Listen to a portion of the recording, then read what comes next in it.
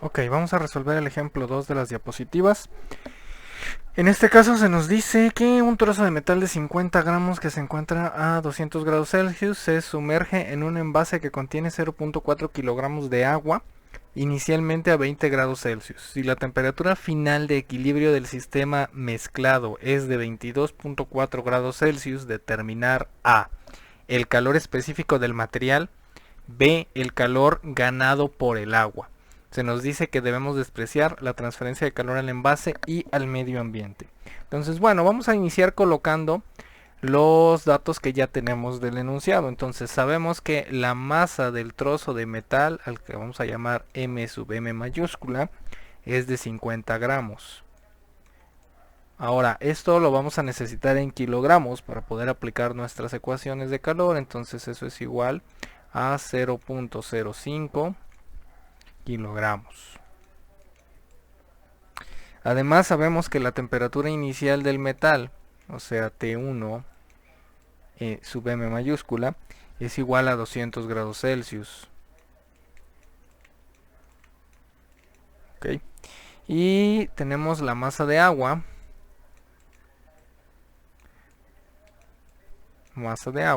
Que es igual a 0.4 kilogramos.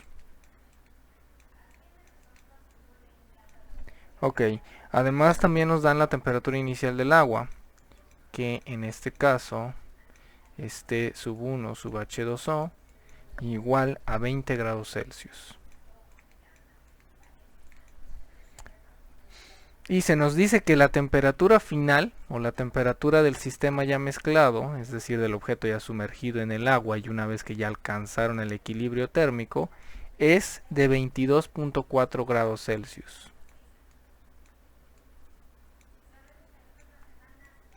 Ok. Bien, entonces vamos a plantear nuevamente nuestras ecuaciones de calor para el material o para nuestro metal. Vamos a plantear una ecuación de pérdida o de cesión de calor, ¿sí? Que podemos escribir de la siguiente manera. Q sub M mayúscula va a ser igual a menos, porque está cediendo calor, la masa de mi metal multiplicado por la capacidad calorífica del metal por la temperatura 2 menos la temperatura 1 del metal. ¿Okay? Y esto es calor cedido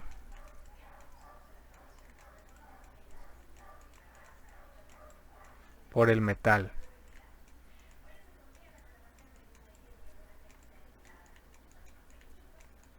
Bien, y ahora escribimos el calor ganado por el agua. En este caso, ese calor ganado va a ser Q sub H2O igual a la masa del agua, M sub H2O, por la capacidad calorífica del agua, por la temperatura 2, o la temperatura de equilibrio del sistema, menos la temperatura 1 del agua. ¿Sí? Este es calor ganado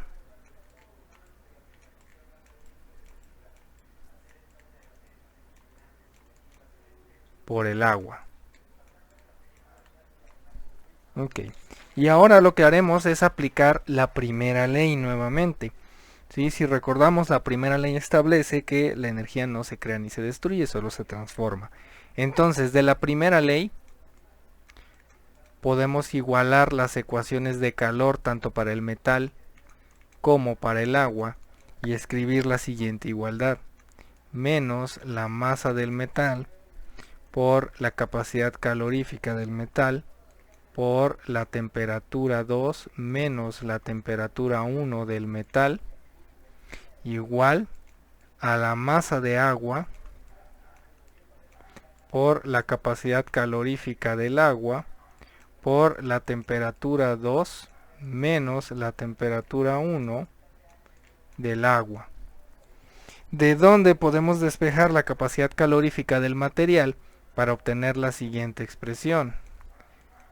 Perdón, es C sub M mayúscula. C sub M mayúscula va a ser igual a la masa del agua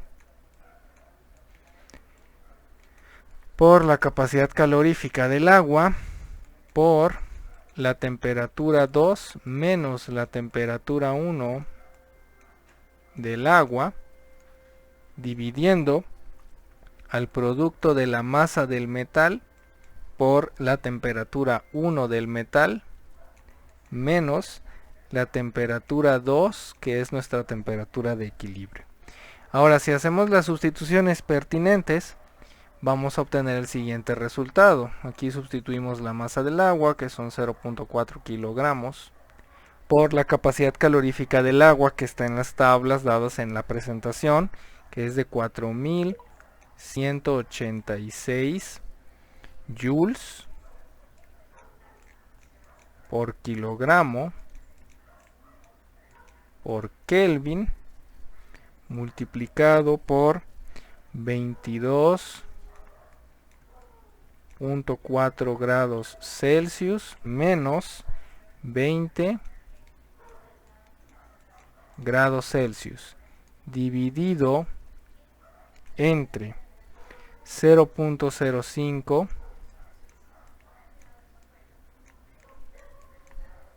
kilogramos por 200 grados Celsius menos 22.4 grados Celsius. Bien, aquí cancelamos kilogramos con kilogramos y cancelamos Kelvin con Celsius. Ahora, aquí vamos a hacer una aclaración en cuanto a las unidades, porque de eso no se había hablado todavía, ni en las diapositivas se mencionaba, pero lo vamos a mencionar aquí. Cuando estamos tratando con diferencias de temperatura, ¿sí?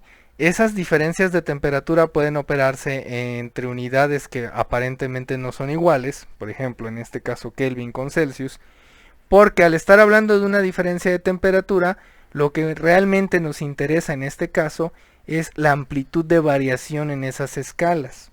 Dicho de otra manera, una diferencia de temperatura en escala Celsius y en escala Kelvin tienen la misma amplitud o la misma magnitud de variación, por lo tanto, podemos operar cuando se trata de diferencias de temperatura, o sea, delta T, ¿sí?, entre unidades de Celsius con Kelvin y unidades de Rankine con Fahrenheit, siempre y cuando coincidan en su sistema de unidades, o sea, solamente podemos utilizar unidades de temperatura distintas en términos de diferencias entre unidades del SI, y lo mismo aplica para unidades del sistema inglés, o sea que siempre y cuando estemos en el mismo sistema de unidades, las diferencias de temperatura pueden manejarse indistintamente y no es necesario que yo transforme estas temperaturas a la escala Kelvin, porque al hacerlo lo que voy a obtener es que la diferencia en Celsius es la misma que la diferencia en Kelvin.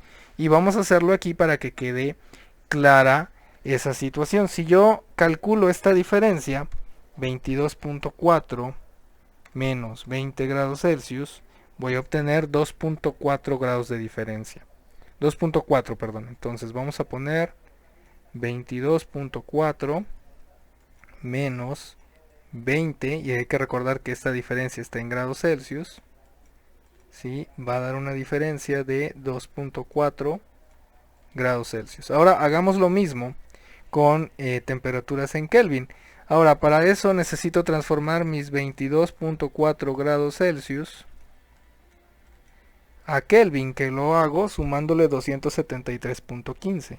Entonces tengo 22.4 más 273.15. Eso me va a dar 295.55 Kelvin. Y el de abajo me va a dar 293.15, o sea, 20 grados Celsius son 293.15 Kelvin.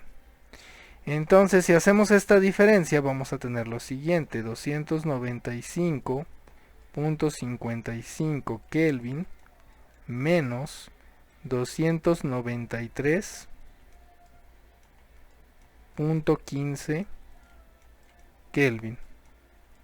Eso nos va a dar